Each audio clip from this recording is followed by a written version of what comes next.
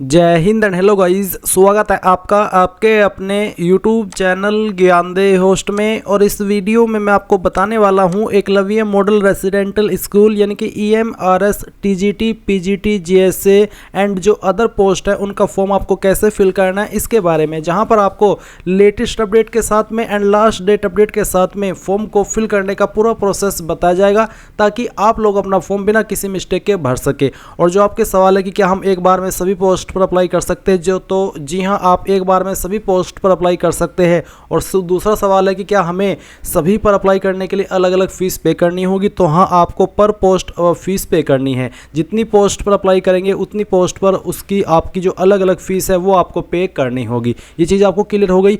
अब आपको मैं आगे इसमें रसम से लेकर प्रिंट तक पूरी जानकारी अच्छे से देने वाला हूँ, और जो भी आपके सामने इशूज़ आ रहे, प्रॉब्लम आ रही है, उनका हल भी आपको दिया जाएगा। तो वीडियो को आपको पूरा देखना है गाइज। अगर आपने अभी तक वीडियो को लाइक शेयर नहीं किया हो तो कर दे, और चैनल को सब्सक्राइब करके बेल आइकन ऑन कर ले। फिर जो लिंक मैंने आपको इस वीडियो को डिस्क्रिप्शन में दिया है आप ओपन करिए। इसको ओपन करने के बाद आपको काफ़ी सारी इंपॉर्टेंट इन्फॉर्मेशन जानने को मिलेगी। आप जानेंगे कि ये भर्ती 7267 पोस्ट पर निकाली है। फॉर्म आप लोग इसके 23 अक्टूबर 2025 तक भर पाएंगे। तो आपके पास कुछ ही दिन बचे हैं इस फॉर्म को भरने के लिए। तो मैं नहीं चाहता कि अब आप और देर करें। अगर आप इसमें अप्लाई करने के लिए एलिजिबल है और आप अभी तक अप्लाई नहीं किए हो तो बाकी की इन्फॉर्मेशन देख करके इसमें अप्लाई कर लीजिए। अभी आप यहाँ पर ये देख पा रहे हैं कि टीजीटी टीचर की कितनी वैकेंसी है और पीजीटी टीचर की कितनी है और किस सब्जेक्ट के लिए, उसकी पूरी जानकारी बहुत ही सरल वे में यहाँ पर दी गई है। फिर आपको सब्जेक्ट माफ़ी चाहूँगा, अब आपको यहाँ पर आपकी पोस्ट वाइज क्वालिफिकेशन की जानकारी दी गई है और उस पोस्ट पर कितनी वैकेंसी है उसकी इन्फॉर्मेशन भी आप यहाँ पर चेक कर सकते हैं।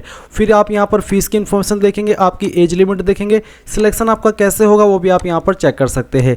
ये सब इन्फॉर्मेशन अब आपने चेक कर लिया और आपको यहाँ पर अब क्लियर हो चुका हो कि मैं कौन सी पोस्ट पर अप्लाई करने के लिए एलिजिबल हूँ और किस पर नहीं हूँ। तो अगर आप किसी भी पोस्ट पर अप्लाई करने के लिए एलिजिबल हो, चाहे वो TGT की हो, चाहे PGT की, चाहे लैब अटेंडेंट की, चाहे अकाउंटेंट की, चाहे हॉस्टल वार्डन की, स्टाफ नर्स की, यानी कि कोई सी भी हो, आप सभी पर अप्लाई करने का प्रोसेस सिंगल वीडियो से जान सकते हैं, देख सकते हैं। तो आप यहां पर इंपॉर्टेंट लिंक के सेक्शन में आएंगे और अप्लाई ऑनलाइन लिंक ओपन करेंगे। अब गाइज आपके सामने ऑफिशियल वेबसाइट आ जाएगी जहां से आपको इस फॉर्म को फिल करना है। चाहे आप मोबाइल से फिल करना चाहते हैं या फिर कंप्यूटर से, दोनों आप यहां पर इस वीडियो को देख करके अच्छे से फॉर्म को भर सकते हैं। तो यहां पर आ जाने के बाद में सबसे पहले आप लोग न्यू रजिस्ट्रेशन इसके ऊपर क्लिक करेंगे। इसके ऊपर क्लिक करने के बाद में आपके सामने यहाँ पर इस तरह से जानकारी आएगी जैसे कि आप वीडियो में देख सकते हैं। यहाँ पर भी आपको एप्लीकेशन फीस की जानकारी देखने को मिल रही है। अब ये सभी इंफॉर्मेशन चेक करते हुए आप नीचे की तरफ आकर के यहाँ पर टिक करेंगे और क्लिक हियर टू प्रोसीड के ऊपर क्लिक कर देंगे। इसके बाद आप यहाँ पर आपकी सबसे पहले पर्सनल डिटेल फिल करेंगे, और जो आप अपनी पर्सनल डिटेल यहाँ पर फिल करेंगे ये आपको 10th के सर्टिफिकेट के अकॉर्डिंग फिल करनी है। तो पहले तो कैंडिडेट नेम के अंदर जो भी आपका नाम है 10th के सर्टिफिकेट के अकॉर्डिंग वो आप अंग्रेजी के बड़े अक्षरों के अंदर फिल कर देना। उसके बाद में जो आपका फादर नेम है वो भी आपको यहाँ पर एंटर कर देना है 10th के सर्टिफिकेट के अकॉर्डिंग। फिर आपको यहाँ पर आपकी माता जी का नाम डालना है।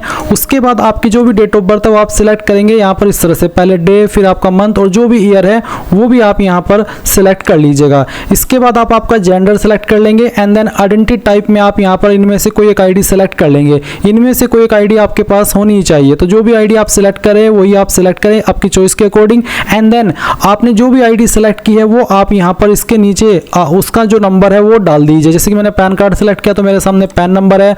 अगर आप वोटर आईडी सेलेक्ट करते तो आप वोटर आईडी यहाँ पर डालेंगे। अगर आप राशन कार्ड विद फोटोग्राफ भी सिलेक्ट करते तो आप वो डालेंगे। अगर आप आधार कार्ड देना चाहते तो आप यहाँ पर any other valid government identity with photograph, जिसमें कि आधार कार्ड भी एप्लीकेबल होता है, आप ये सिलेक्ट करके आधार कार्ड का नंबर यहाँ पर दे सकते हैं अगर आप आधार कार्ड की जानकारी देना चाहते हैं। तो ये चीज़ आपको क्लियर हो गई। अब आप यहाँ पर नीचे देखेंगे कन्फर्म पर्सनल डिटेल, जो जानकारी आपने अभी ऊपर भरी है इन जानकारी को आपको अगेन यहाँ पर फिल करना है। इनको फिल करने का मतलब यही है कि यहाँ आप इन जानकारी को डबल चेक करते हुए भर रहे हैं, और ये इसलिए ली जा रही है ताकि आप लोग कोई भी गलती न करें इस फॉर्म को भरने में। तो अगेन जो जानकारी आपने ऊपर भरी है वो जानकारी आप यहाँ पर फिर से भर दीजिए। तो अच्छे से आपको जांच करके इन जानकारी को भरना है। फिर आप यहाँ पर आपका जो जेंडर है वो सिलेक्ट करेंगे। जेंडर सिलेक्ट करने के बाद में नीचे की तरफ आप देखेंगे प्रेजेंट एड्रेस, तो जो भी प्रेजेंट एड्रेस है वो आप यहाँ पर भरेंगे, जैसे कि हाउस नंबर या फ्लैट, सब लोकेलिटी जो कि ऑप्शनल ऑप्शन है, और लोकेलिटी। मैं आपको सिंपल लैंग्वेज में अगर बताऊँ तो आप इन तीन तीन बॉक्स के अंदर आपका जो भी एड्रेस है वो पूरा एड्रेस एडजस्ट कर दीजिएगा, यानी कि थोड़ा थोड़ा पार्ट आपके एड्रेस का इन 3 लाइन के अंदर भर देना। कंट्री के अंदर फिर आप इंडिया सेलेक्ट कर लेंगे और स्टेट आपकी जो भी है वो आपको यहाँ पर सिलेक्ट करनी है। फिर गाइज आपकी जो डिस्ट्रिक्ट है वो डिस्ट्रिक्ट आप सिलेक्ट करेंगे एंड देन जो आपका पिन कोड है वो भी आप यहाँ पर डाल देंगे। ये डालने के बाद आप यहाँ पर देखेंगे इलेक्ट्रॉनिक कम्युनिकेशन एड्रेस, जहाँ पर आपको आपका ईमेल एड्रेस डालना है। ईमेल एड्रेस को दोबारा डाल करके वेरीफाई करना है। मोबाइल नंबर देना है 10 डिजिट का, मोबाइल नंबर को दोबारा डालना है। Landline number with STD code और एनी अदर कॉन्टैक्ट नंबर, आप इसमें लैंडलाइन नंबर भी दे सकते हैं या फिर जो आप अन्य सेकंड नंबर यूज करते हैं वो नंबर भी आप यहाँ पर डाल सकते हैं। उसके बाद आप देखेंगे परमानेंट एड्रेस और नीचे एक लाइन है सेम एज प्रेजेंट एड्रेस। जो एड्रेस आपने यहाँ पर प्रेजेंट एड्रेस में भरा है, अगर वो एड्रेस और परमानेंट एड्रेस आपका सेम है तो आप इस बॉक्स को टिक कर देना। बट अगर आपका प्रेजेंट एड्रेस अलग है और परमानेंट एड्रेस अलग है तो आप अनटिक रहने देना और अलग से अपना परमानेंट एड्रेस ऐसे ही भर देना जैसे कि आपने आपका प्रेजेंट एड्रेस भरा है। इसमें भी आपके सेम वही ऑप्शन दिए गए हैं। फिर यहाँ पर एक पासवर्ड क्रिएट करेंगे। पासवर्ड आपका कैसा, उसका एग्जांपल आप यहाँ पर देख लीजिए। पासवर्ड के अंदर इंग्लिश का कैपिटल लेटर कम से कम 1, स्मॉल लेटर कम से कम 1, एक स्पेशल कैरेक्टर और साथ ही डिजिट, कुछ इस तरह का पासवर्ड आपको यहाँ पर क्रिएट कर लेना है। उसको दोबारा डाल करके वेरीफाई करेंगे and then security question select कर लेंगे। कोई भी एक यहाँ पर आप क्वेश्चन सेलेक्ट कर लेना और फिर उसका आंसर आपको आपकी मर्जी के अकॉर्डिंग यहाँ पर भरना है। ये सिक्योरिटी क्वेश्चन का आंसर आपको तब काम आता है जब आप आपका पासवर्ड भूल जाते हैं और आप उसको रिकवर करने की कोशिश करते हैं। ऐसे में आप इसी सिक्योरिटी क्वेश्चन को सिलेक्ट करके इसी वाले आंसर को देते हैं जो कि अभी आप यहाँ पर बना रहे हैं और आपका पासवर्ड रिसेट हो जाता है। अब आप ये कैप्चा कोड डालेंगे, सभी जानकारी चेक करते हुए सबमिट पर क्लिक करेंगे। अब गाइज आपने जो भी जानकारी भरी है अभी तक उसका रिव्यू पेज आपके सामने, आप इसको क्लोज करेंगे और क्लोज करने के बाद में ऊपर की तरफ आपकी वो सब इन्फॉर्मेशन है जो कि अभी आप भरे हैं। आपको ऊपर की तरफ थोड़ा सा स्क्रॉल करके सभी इन्फॉर्मेशन को अच्छे से चेक कर लेना है और एक एक स्पेलिंग को, और जब आपको लगे कि हाँ ये सभी इन्फॉर्मेशन सही है तो आप my name, father name, mother name, date of birth, mobile number, address, gender and email ID इसके ऊपर टिक कर देंगे। इनके ऊपर टिक करने का मतलब यही हुआ कि हाँ आपने इन जानकारी को डबल चेक कर लिया है और आपके अकॉर्डिंग सभी इन्फॉर्मेशन सही है। फिर आप आई एग्री करेंगे। गाइज अगर आप गलती से कोई गलती कर दिए हो तो आप यहाँ पर एडिट रेशन फॉर्म के ऊपर क्लिक करके उन इन्फॉर्मेशन को एडिट कर सकते हैं, नहीं तो आप यहाँ पर आई एग्री के बाद में submit and send OTP to verify mobile number इसके ऊपर क्लिक करेंगे और यहाँ से यस कर देंगे। अब आपके नंबर के ऊपर एक ओटीपी सेंड किया है, वो ओटीपी आप यहाँ पर डालेंगे और उसके बाद में सबमिट रेशन फॉर्म इसके ऊपर क्लिक करेंगे। अब आप यहाँ पर देखेंगे कि जो आपका रेशन है वो कंप्लीट हो चुका है। अभी गाइज आपको फॉर्म को आगे बढ़ने से पहले अपनी ईमेल आईडी भी वेरीफाई करनी है, क्योंकि जब तक आप ईमेल आईडी वेरीफाई नहीं करेंगे तब तक आपका फॉर्म फाइनल सबमिट नहीं हो पाएगा। इसलिए आप वेरीफाई ईमेल आईडी के सेक्शन पर क्लिक कीजिएगा। उसके बाद में जो कैप्चा कोड आपके सामने आपकी डिस्प्ले के ऊपर आएगा ये आपको यहाँ पर एंटर करना है। इसको एंटर करने के बाद में आप यहाँ पर सबमिट एंड गेट ओटीपी इसके ऊपर क्लिक करेंगे। फिर आपकी जो ईमेल है उसके ऊपर एक ओटीपी सेंड किया जाएगा, वो ओटीपी आप यहाँ पर डालेंगे और वेरीफाई के ऊपर क्लिक कर देंगे। इसके बाद आप देख सकते हैं कि आपकी ईमेल आईडी भी यहाँ पर वेरीफाई हो चुकी है। आप इसको ओके कर दीजिए। अब ओके करने के बाद में आप यहाँ पर कंप्लीट प्रोफाइल इसके ऊपर क्लिक करेंगे। इसके ऊपर क्लिक करने के बाद अब आप यहाँ पर पर्सनल डिटेल इसके ऊपर क्लिक करेंगे। पर्सनल डिटेल के ऊपर क्लिक करने के बाद जो इन्फॉर्मेशन अभी आपने भरी थी वो यहाँ पर है और कुछ जानकारी अभी आपको भरनी है, जैसे कि नेशनलिटी के अंदर आप इंडियन सेलेक्ट कर लेंगे। फिर एक सवाल है कि are you a person ordinary domiciled in the UT of Jammu and Kashmir during 1/1/1980 to 31/12/1989, यानी कि क्या आप 1/1/1980 से लेकर के 31/12/1989 के बीच जम्मू एंड कश्मीर के निवासी थे, आदिवासी थे? अगर हाँ तो यस, नहीं तो आप नो करेंगे। फिर आते कास्ट कैटेगरी, क्या आपकी कैटेगरी है अनरिजर्व्ड यानी कि general, OBC, non creamy layer, EWS, ST या एससी, जो भी है वो आप यहाँ पर सेलेक्ट कर लेना। उसके बाद में कंफर्म कैटेगरी को दोबारा सेलेक्ट करके वेरीफाई कर लेना। फिर आप यहाँ पर एक और सवाल देखेंगे, are you a person with benchmark disability PWBD as per section 2R of RPWD act 2016, यानी कि क्या आप इस एक्ट के अकॉर्डिंग विकलांग है? अगर है तो आपको यहाँ पर यस करना है, नहीं तो आपको नो कर देना है। फिर एक और सवाल है कि क्या आप इस एक्ट के तहत थोड़ा दिव्यांग है या फिर आपको लिखने में प्रॉब्लम है और आपको इसके लिए स्क्राइब चाहिए, आप खुद से नहीं लिख सकते, तो आप यहाँ पर यस करेंगे। बट अगर आप ऊपर वाले की दया से, ऊपर वाले की कृपा से बिल्कुल ठीक ठाक है तो आप यहाँ पर नो कर देंगे। फिर आएगा कि आप एक सर्विसमैन है, अगर है तो यस, नहीं तो यहाँ पर भी नो कर देना है। फिर पूछे कि do you have 3 year continuous service in central government provided the post are in same or allied cadres, यानी कि क्या आपके पास 3 साल की कंटिन्यूअस सर्विस है रेगुलर सेंट्रल गवर्नमेंट के अंदर? अगर हाँ तो आप यस करेंगे, नहीं तो आप यहाँ पर नो कर देंगे। फिर पूछे कि are were were you service as, यानी कि क्या अभी आप कर रहे हो या फिर आप थे EMRS एम्प्लॉय, या फिर other than permanent employees working in EMRS as on 1/7/2025, यानी कि 1/7/2025 तक आप परमानेंट एम्प्लॉयज थे। ऊपर वाली ये जो यहाँ पर रेगुलर पे स्किल की वैकेंसी है या पोस्ट है उसको छोड़ करके, या फिर नॉट एप्लीकेबल, अगर आप बिल्कुल फ्रेशर है तो आप यहाँ पर नॉट एप्लीकेबल सिलेक्ट कर लीजिएगा। फिर एक और सवाल आता है कि do you have any pending criminal court case against you, क्या आपके ऊपर कोई केस चल रहा है, कोई पेंडिंग है, अगर हाँ तो यस, नहीं तो यहाँ पर भी नो कर देना है। मैरिटल स्टेटस क्या है, सिंगल मैरिड या डाइवोर्स्ड, जो भी है वो आप यहाँ पर सिलेक्ट कर लेना। उसके बाद ये कैप्चा कोड आप यहाँ पर डालेंगे और सेव एंड नेक्स्ट के ऊपर क्लिक करके यहाँ से यस कर देंगे। यस करने के बाद यहाँ पर सबसे अब आपके सामने डॉक्यूमेंट अपलोड का सेक्शन आ चुका है, तो फोटो अपलोड करेंगे और सिग्नेचर अपलोड करेंगे। फोटो का साइज 10 से 200 KB के बीच में, फॉर्मेट JPEG या फिर JPG, सिग्नेचर का साइज 10 से 50 KB के बीच में। तो आप यहाँ पर चूज फाइल के ऊपर क्लिक करना और जहाँ पर भी आपकी फोटो फाइल है वो आपको सेलेक्ट कर लेनी है, ओपन करना है, और फिर आप यहाँ पर अगर इसको क्रॉप करना चाहे तो कर लीजिए। अगर आपको जैसा कि आपका फोटो पहले से है आपकी डिवाइस के अंदर या आपके कंप्यूटर के अंदर, तो आप उसको अपलोड ओरिजिनल के ऊपर क्लिक करेंगे और अपलोड के ऊपर क्लिक करके आप इसको अपलोड कर देंगे। देख लीजिए सक्सेसफुली अपलोड हो चुका है। आप click to view uploaded document के ऊपर क्लिक करके इसको व्यू भी कर सकते हैं। अब आपको आपका सिग्नेचर अपलोड करना है, जहां पर सिग्नेचर की फाइल है वो आप सेलेक्ट करेंगे, ओपन करेंगे। सिग्नेचर में आपको बिल्कुल भी जो एक्स्ट्रा पार्ट है वो नहीं रखना है। एक्स्ट्रा पार्ट से मेरा मतलब है कि जितनी जगह पर सिग्नेचर है उतनी को ही आपको अपलोड करना है। अगर आप एक्स्ट्रा पार्ट रखेंगे तो ऐसे में फिर आपका जो सिग्नेचर है वो ब्लर हो जाता है। तो फाइल सेलेक्ट कर ली, अब आप यहाँ पर अपलोड इसके ऊपर क्लिक कर दीजिए। ये फाइल भी अपलोड हो चुकी है। उसके बाद गाइज आप यहाँ पर ये जो कैप्चा कोड आपके सामने आएगा, ये कैप्चा कोड आप यहाँ पर फिल करेंगे। इसको फिल करने के बाद में सेव एंड नेक्स्ट के ऊपर क्लिक कीजिए और यहाँ से यस कर दीजिए। अब यहाँ पर आपके सामने रिव्यू पेज आता है। जो भी जानकारी आपने अभी तक भरी है वो सभी आपको यहाँ पर चेक कर लेनी है। एक और मौका आपको यहाँ पर चेक करने का दिया जा रहा है, तो आपको अच्छे से चेक करना है। फिर आप यहाँ पर इन सभी के ऊपर टिक करेंगे। इनके ऊपर टिक करने का मतलब यही होता है कि हाँ आपने इन सभी जानकारी को एक बार फिर से अच्छे से चेक कर लिया है और आपके अकॉर्डिंग ये सभी जानकारी सही है। तो आप आई एग्री के ऊपर क्लिक करेंगे और फिर फाइनल प्रोफाइल सबमिशन इसके ऊपर क्लिक करेंगे। अब गाइज आपके सामने ये वाला इंटरफेस आएगा जैसे कि आप वीडियो में देख पा रहे हैं। अभी अगर आप अपनी प्रोफाइल को एडिट करना चाहते हैं तो आप एडिट प्रोफाइल के ऊपर क्लिक करके अभी भी कर सकते हैं। और अगर आपने देख लिया कि हाँ मेरी इन्फॉर्मेशन बिल्कुल सही है तो आप यहाँ पर अप्लाई नाउ इसके ऊपर क्लिक करेंगे। इसके ऊपर क्लिक करने के बाद में यहाँ पर आपके सामने वैकेंसी आ चुकी है। यहाँ पर है EMRS staff selection examination recruitment of principal, फिर है आपकी PGT यानी कि पोस्ट ग्रेजुएट टीचर। उसके बाद है आपकी नॉन टीचिंग पोस्ट, जो भी नॉन टीचिंग की कैटेगरी के अंदर वैकेंसी है वो यहाँ पर इस वाले अप्लाई पर क्लिक करने के बाद आपके सामने आ जाएगी। और इसके नीचे है TGT। तो आपको जिस भी पोस्ट पर अप्लाई करना है वो आप कर सकते हैं। अगर आपका सवाल है कि क्या मैं एक से ज़्यादा पोस्ट पर अप्लाई कर सकता हूँ, तो हाँ आप अप्लाई कर सकते हैं। आपको बोला कि you may update your profile before applying for any of the post listed above. Once you submit an application for any post your profile will be frozen, यानी कि अगर आपने किसी भी पोस्ट पर अप्लाई कर लिया तो फिर आपकी जो प्रोफाइल डिटेल है वो फ्रोजन हो जाएगी, फ्रीज हो जाएगी। उसके बाद आप उसको एडिट नहीं कर पाएंगे। फिर आप चाहे तो उस पर अगली पोस्ट पर अप्लाई कर सकते हैं। अगर आपको यहाँ पर करेक्शन करना है तो पहले ही कर लीजिएगा। तो आपको किस पोस्ट पर अप्लाई करना है, अगर आपको नॉन टीचिंग की पोस्ट पर अप्लाई करना है तो पहले आप यहाँ पर अप्लाई के ऊपर क्लिक कीजिए। उसके बाद में यहाँ पर आपको do you wish to apply, finally आप इस पर यस कर दीजिए। यस करने के बाद में आप यहाँ पर कंप्लीट एप्लीकेशन फॉर्म इसके ऊपर क्लिक करेंगे और इसके बाद में यहाँ पर आता है क्लिक टू बटन बिलो, तो आप यहाँ पर अप्लाई फॉर इसके ऊपर क्लिक करेंगे। अब आपको नॉन टीचिंग की कैटेगरी के अंदर जो भी वैकेंसी रखी है वो यहाँ पर देखने को मिल जाएगी।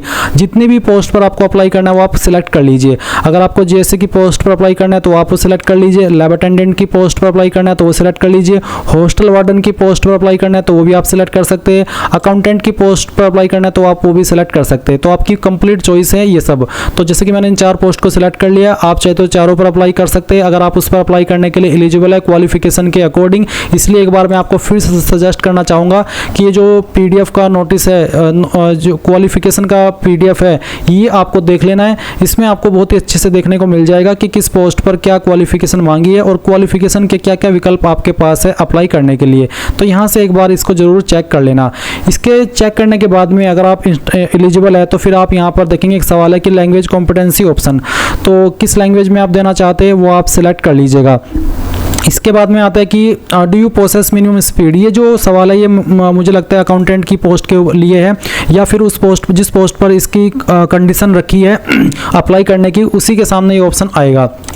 तो आपको यहाँ पर बताना होगा इसमें यस नो में आंसर करके कि हाँ आपकी स्पीड है मिनिमम इतनी जो यहाँ पर मेंशन की गई है या फिर नहीं है। Type of test, typing test medium, किस लैंग्वेज में देना चाहते हो आप सिलेक्ट कर लेंगे। फिर आप यहाँ पर जो कैप्चा कोड आपके सामने आएगा वो आप यहाँ पर एंटर कर देंगे। इसको एंटर करने के बाद में आप यहाँ पर सेव और नेक्स्ट के ऊपर क्लिक करेंगे और यहाँ से यस कर देंगे। फिर गाइज आपके सामने क्वालिफिकेशन की जानकारी आएगी। तो सबसे पहले आप 10वीं की इन्फॉर्मेशन भरेंगे। 10वीं आप यहाँ पर पास सेलेक्ट कर लेंगे। किस साल के अंदर आपने 10वीं पास कर ली थी वो साल आपको यहाँ पर सेलेक्ट कर लेना है। उसके बाद आपका कोर्स स्ट्रीम नेम ये सिलेक्ट कर लेंगे, the 10th secondary class 10th या फिर 10th class pass with a certificate diploma in laboratory technique from a recognised board.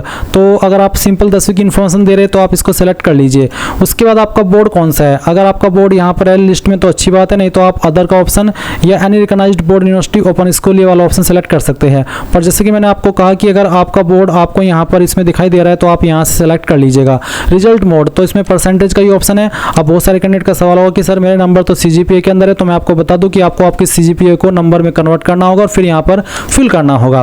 तो मैंने परसेंटेज सेलेक्ट किया। परसेंटेज सेलेक्ट करने के बाद में आपके टोटल नंबर कितने थे वो आप यहाँ पर डालेंगे, उसमें से आपको कितने नंबर आए थे वो आप यहाँ पर डाल देंगे। परसेंटेज आपकी कैलकुलेट कर ली जाएगी। अब आप सेम वे में 12वीं की जानकारी भरेंगे, पास स्टेटस बताएंगे, फिर बताएंगे कि किस साल के अंदर आपने 12वीं पास की थी। उसके बाद में आपको कोर्स यहाँ पर सेलेक्ट कर लेना है, सीनियर सेकेंडरी क्लास 12 सर्टिफिकेट या फिर क्लास 12 सर्टिफिकेट साइंस स्ट्रीम। अगर साइंस से किया तो आप इसको इस तरह से सेलेक्ट कर लीजिएगा। फिर आपको यहाँ पर सेम वे में आपका जो 12वीं का बोर्ड है जिससे आपने 12वीं किया वो सिलेक्ट कर लेना है। रिजल्ट मोड आप सिलेक्ट कर लेंगे। फिर आपको बताना कि टोटल नंबर क्या थे, कितने आपको आए थे वो आप यहाँ पर एंटर कर देंगे और परसेंटेज आपकी आ जाएगी। फिर आपको यहाँ पर आपकी ग्रेजुएशन की जानकारी भरनी है, तो आप यहाँ पर इस तरह से पास सेलेक्ट करेंगे। फिर बताएंगे कि इस साल के अंदर आपने इसको पास कर लिया था। कोर्स नेम यहाँ पर आप बताएंगे, अगर आपका कोर्स यहाँ पर है तो अच्छी बात है, जैसे कि BSc honours in nursing, bachelor degree from an recognised. अगर आपके पास कोई भी क्वालिफिकेशन है जो कि बैचलर के अंदर आती है, बैचलर डिग्री के, तो आप ये सेकंड वाला क्वालिफिकेशन सेलेक्ट करेंगे। तीसरा है आपने जो बैचलर डिग्री की है वो आपने कॉमर्स में किया तो आप तीसरा सेलेक्ट करेंगे। या फिर आपके पास 4 year integrated graduation degree course है regional college of education of NCERT और other NCT recognized institute in concern subject, तो आप ये सेलेक्ट करेंगे। अगर आपके पास पोस्ट बेसिक BSc नर्सिंग है तो आप ये वाली क्वालिफिकेशन सेलेक्ट करेंगे। अगर आपके पास regular course in BSc nursing है तो आप ये वाली क्वालिफिकेशन सेलेक्ट कर लेंगे। तो जो भी आपके पास इनमें से क्वालिफिकेशन है वो आप सेलेक्ट कर लीजिए। अगर इनमें स्पेशल क्वालिफिकेशन में नहीं है तो सिंपल बैचलर डिग्री आप सेलेक्ट कर लीजिएगा। इसके बाद आप यहाँ पर देखेंगे यूनिवर्सिटी बोर्ड नेम, तो आपका यूनिवर्सिटी अगर इसमें है तो सेलेक्ट कर लेने, तो आप अदर के ऊपर क्लिक करके खुद से भी अपनी यूनिवर्सिटी का नाम दे सकते हैं। फिर आपको यहाँ पर रिजल्ट मोड सेलेक्ट करना होगा। उसके बाद में आपको आपके टोटल नंबर डालने हैं। मैं ये जो नंबर फिल कर रहा हूँ मैं डेमो के लिए फिल कर रहा हूँ। आप आपके रियल सभी ईयर के टोटल नंबर यहाँ पर डाल देंगे और कितने नंबर आपको आए थे फिर आप वो यहाँ पर भरेंगे, परसेंटेज आपकी आ जाएगी। फिर आप यहाँ पर जो कैप्चा कोड आपके सामने आएगा वो कैप्चा कोड डालिएगा और इसको डालने के बाद में आप यहाँ पर सेव एंड नेक्स्ट के ऊपर क्लिक करके यस करिएगा। यस करने के बाद में यहाँ पर आपके सामने रिव्यू पेज आएगा। अब आपने जो भी जानकारी अभी तक भरी है वो सभी आप अगेन चेक कर लेंगे। जब आप पूरी तरीके से चेक कर ले और श्योर हो जाए तो आप यहाँ पर टिक करेंगे, आई एग्री के ऊपर क्लिक करेंगे और फाइनल सबमिशन ऑफ एप्लीकेशन इसके ऊपर क्लिक करके यहाँ से यस कर देंगे। अब आपको यहाँ पर जो आपकी पोस्ट के ऊपर अमाउंट एप्लीकेबल हो रहा है, क्योंकि मैंने गाइज इस फॉर्म को बाद में SC ST से कर लिया था, क्योंकि SC ST के लिए फीस 500 है, तो मेरे सामने यहाँ पर मैंने 4 पोस्ट पर अप्लाई किया तो 2,000 रुपये पेमेंट आ रहा है, यानी कि पर पोस्ट का पेमेंट आपको अलग देना है। एक फीस में आप सभी पोस्ट पर अप्लाई नहीं कर पाएंगे। अब आप यहाँ पर पे एग्जामिनेशन फ़ी जो भी है आपका अमाउंट उसके ऊपर क्लिक करेंगे और आपको पेमेंट के पेज पर ट्रांसफर किया जाएगा। आप यहाँ पर इसको सेलेक्ट करेंगे, प्रोसीड फॉर पेमेंट यहाँ से ओके कर देंगे। अब आप यहाँ पर any debit card, credit card, net banking ये वाला ऑप्शन सेलेक्ट करके प्रोसीड फॉर पेमेंट कर देंगे। नाउ आपके सामने पेमेंट का ऑप्शन आ चुका है। यहाँ पर आप credit card, net banking, UPI, Bhim, QR code यानी कि जिस माध्यम से चाहे अपनी फीस जमा कर सकते हैं। जैसे ही आप ये फीस पेमेंट कर देंगे तो आपको ऑटोमेटिकली इसी वेबसाइट के ऊपर रिडायरेक्ट किया जाएगा जहाँ से आपने फॉर्म फिल करना स्टार्ट किया था और आप अपने फॉर्म का फाइनल प्रिंट आउट ले पाएंगे। और इस तरह से गाइज आप लोग आपका नॉन टीचिंग की पोस्ट पर फॉर्म अप्लाई कर पाएंगे। अब ये तो मैंने जानकारी बताई है आपको प्रोफाइल क्रिएट करने के बाद में नॉन टीचिंग पोस्ट पर अप्लाई करने की। अगर आप TGT की पोस्ट पर या PGT की पोस्ट पर अप्लाई करना चाहते हैं तो यहीं से आप क्लिक है टू विजिट अनदर पोस्ट इसके ऊपर क्लिक करेंगे। और अगर आपको यहाँ पर TGT की पोस्ट पर अप्लाई करना है तो जो यहाँ पर ट्रेंड ग्रेजुएट टीचर है इसके ऊपर क्लिक करके यहाँ पर जो सामने अप्लाई है इसके ऊपर क्लिक करेंगे। फिर आप यहाँ पर यस कर देंगे और इसके बाद कंप्लीट एप्लीकेशन फॉर्म के ऊपर क्लिक करेंगे। करेंगे एंड देन आप यहाँ पर अप्लाई फॉर इसके ऊपर क्लिक करेंगे और अप्लाई फॉर के ऊपर क्लिक करने के बाद आपको यहाँ पर पोस्ट अप्लाइड फॉर में क्लिक करके सिलेक्ट करना कि मैं किस सब्जेक्ट पर अप्लाई करना चाहता हूँ। फिर पूछेगी do you fulfil essential qualification requirement for the post, यानी कि जिस पोस्ट पर अप्लाई करने के लिए जो जरूरी चीज़ है वो जो मांगी है आपसे क्या वो आप उसको फुलफिल करते हैं। जैसे कि यहाँ पर है कि yes I have studied Hindi as an elective या फिर main subject in at least 3 year 0 या फिर 6 सेमेस्टर इन ग्रेजुएशन या फिर 4 ईयर इंटीग्रेटेड डिग्री कोर्स। तो अगर आपके पास ये चीज़ है आप यहाँ पर इसको सेलेक्ट कर लेंगे। अगर आप नो करेंगे तो फिर यहाँ पर लैंग्वेज कॉम्पिटेंसी ऑप्शन बताना होगा कि आप किस लैंग्वेज में आप आपका जो ये जो कंपलसरी चीज़ आपसे मांगी है वो आप देना चाहते हैं। बट अगर आपने इसको इस वाली क्वालिफिकेशन के अंदर कंप्लीट कर लिया जो यहाँ पर आपको मेंशन की गई है तो आपको फिर आगे चल करके कोई प्रॉब्लम फेस नहीं करनी पड़ेगी। बट जैसे कि मैंने कहा कि अगर आप नो करते हैं तो फिर यहाँ पर आपके सामने कुछ और ऑप्शन आएंगे। तो चलिए मैं यहाँ पर यस कर देता हूँ कि मेरे पास यहाँ पर ये क्वालिफिकेशन जो कि हिंदी के बारे में है। उसके बाद आप यहाँ पर लैंग्वेज कॉम्पिटेंसी ऑप्शन सेलेक्ट कर लेंगे, ये भी आपकी चॉइस के अकॉर्डिंग ही रहेगा। फिर सवाल आता है कि do you have experience of working in A residential school, क्या आपके पास एक्सपीरियंस है रेसिडेंटल स्कूल का? अगर हाँ तो आप यस करेंगे, अगर नहीं तो आप नो करेंगे। इसके बाद में डू यू हैव प्रोफिशिएंसी, यहाँ पर do you have proficiency in teaching in English and Hindi other regional language, यानी कि आपके पास टीचिंग का एक्सपीरियंस है, अच्छे से आपको नॉलेज है पढ़ाने का इंग्लिश एंड हिंदी या फिर कोई अन्य रीजनल लैंग्वेज का। अगर है तो आप यस करेंगे, नहीं तो आप नो कर देंगे। क्या आपको वर्किंग नॉलेज है कंप्यूटर की, कंप्यूटर चलाना आता है आपको बेसिक? अगर हाँ तो यस, नहीं तो आप नो करेंगे। उसके बाद ये जो कैप्चा कोड आपके सामने आ रहा है वो आप यहाँ पर एंटर कर देंगे एंड देन आप सेव एंड नेक्स्ट के ऊपर क्लिक करेंगे और यहाँ से यस कर देंगे। उसके बाद गाइज आपको यहाँ पर इस तरह का इंटरफेस देखने को मिलेगा। बेसिकली क्वालिफिकेशन की जानकारी है आपकी पोस्ट रिलेटेड। तो आप यहाँ पर बताएंगे पास स्टेटस, जिसमें कि आपको क्वालिफाइंग एग्जाम डिटेल पूछी है और क्या क्वालिफिकेशन चाहिए अप्लाई करने के लिए वो आप यहाँ पर देख सकते हैं। इसके बाद में आप यहाँ per year of passing select कर लेंगे कि यह क्वालिफिकेशन आपने किस साल के अंदर पास की है। आपकी वो क्वालिफिकेशन है मेन वाली बीईडी के अलावा, जो क्योंकि बीईडी की जानकारी बीएड की जानकारी आप यहाँ पर इसके बाद भरेंगे। अभी आप जो इन्फॉर्मेशन भर रहे हैं वो आप ग्रेजुएशन की भर रहे हैं। उसके बाद आपको यहाँ पर बताना कि आपके पास कौन सी है, जैसे कि bachelor honour degree from an institute, और इसके बाद में यहाँ पर 4 ईयर इंटीग्रेटेड ग्रेजुएशन डिग्री या फिर post graduation in concern subject. तो आपके पास इनमें से कौन सी है वो आप सिलेक्ट कर लीजिएगा। इन 3 क्वालिफिकेशन के माध्यम से ही आप अप्लाई करने के लिए एलिजिबल हो पाएंगे इस पोस्ट पर। उसके बाद आपको बताना कि कहाँ से आपने की। अगर आपकी यूनिवर्सिटी यहाँ पर है तो अच्छी बात है, नहीं तो आप अदर का ऑप्शन सेलेक्ट करके खुद से अपनी यूनिवर्सिटी का नाम भर सकते हैं। फिर आप रिजल्ट मोड यहाँ पर सेलेक्ट करेंगे एंड देन यहाँ पर गाइज आपको टोटल नंबर बताने हैं कि कितने टोटल नंबर थे वो आप यहाँ पर एंटर करेंगे। ये मैं आपको डेमो के लिए फिल करके दिखा रहा हूँ, आप आपके रियल सभी ईयर के टोटल नंबर डालिएगा। फिर कितने नंबर आपको आए थे वो आप यहाँ पर एंटर करिएगा, परसेंटेज आपकी आ जाएगी। उसके बाद में आपको यहाँ पर आपके जो सब्जेक्ट है वो मेंशन कर देने हैं।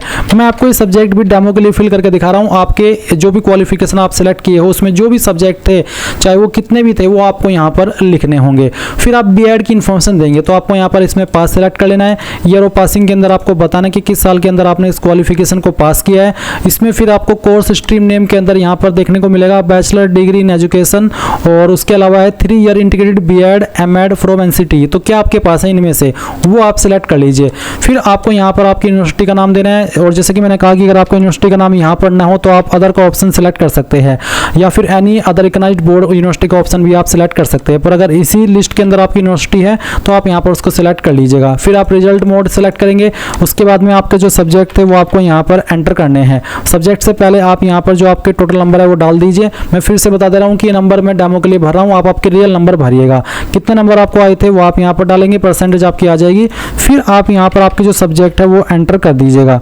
मैं फिर से बता रहा हूँ कि ये जो सब्जेक्ट है ये मैं डेमो के लिए भर करके दिखा रहा हूँ, आप आपके जो सब्जेक्ट आपके पास थे वो लिखिएगा। उसके बाद आप यहाँ पर देखेंगे कैप्चा, तो आपको यहाँ पर आपका जो कैप्चा है वो एंटर कर देना है। इसको एंटर करने के बाद में आप यहाँ पर सेव एंड नेक्स्ट के ऊपर क्लिक करेंगे और यहाँ से यस कर देंगे। अब यस करने के बाद में गाइज आपको यहाँ पर अगले इंटरफेस पर सेंड किया जाएगा। बेसिकली पूछा कि आर यू सीटेट क्वालिफाइड, तो आप यहाँ पर यस कर दीजिए क्योंकि इसमें सीटेट क्वालिफिकेशन मांगी है। और बेसिकली अगर मैं नो करता हूँ तो फिर आप गाइज इसमें अगर एलिजिबिलिटी चेक की हो तो आपको पता ही है कि आप एलिजिबल है या फिर नहीं है। तो यहाँ पर गाइज अगर आप सीटेट क्वालिफाइड में यस करते तो आपको यहाँ पर सीटेट क्वालिफाइड ईयर बताना होगा कि आपने किस ईयर के अंदर इसको पास किया है। फिर आप यहाँ पर सीटेट का रोल नंबर डालेंगे एंड देन आपका जो सीटेट का पेपर है वो आप सिलेक्ट करेंगे, और उसके बाद में जो कैप्चा कैप्चा कोड आपके सामने आएगा, वो कैप्चा कोड आप यहाँ पर फिल करिएगा और इसको फिल करने के बाद में आप सेव एंड नेक्स्ट के ऊपर क्लिक करके यहाँ से यस कर देंगे।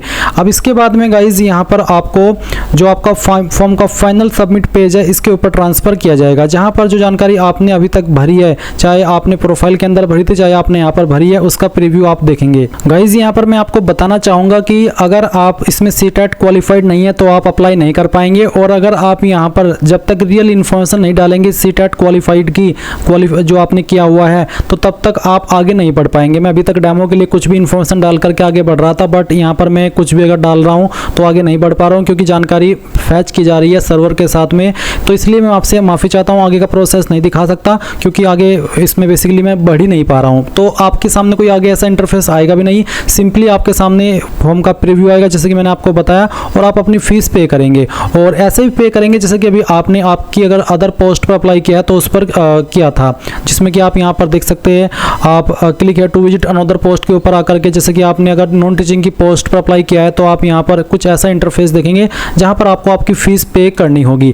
तो जैसे ही आप आपकी फीस पे कर देंगे तो आप अपने फॉर्म का फाइनल प्रिंट आउट ले पाएंगे। तो गाइज यहाँ पर मैंने आपको पूरा प्रोसेस बता दिया कि कैसे आपको एकलव्य मॉडल रेसिडेंटल स्कूल यानी कि EMRS की न्यू वैकेंसी का फॉर्म फिलअप करना है, चाहे नॉन टीचिंग की पोस्ट या फिर TGT की पोस्ट। तो आई होप ये प्रोसेस आपको पसंद आया होगा। कोई भी सवाल डाउट रह गया हो तो आप कमेंट के माध्यम से पूछ लेना। Thanks for watching. जय हिंद।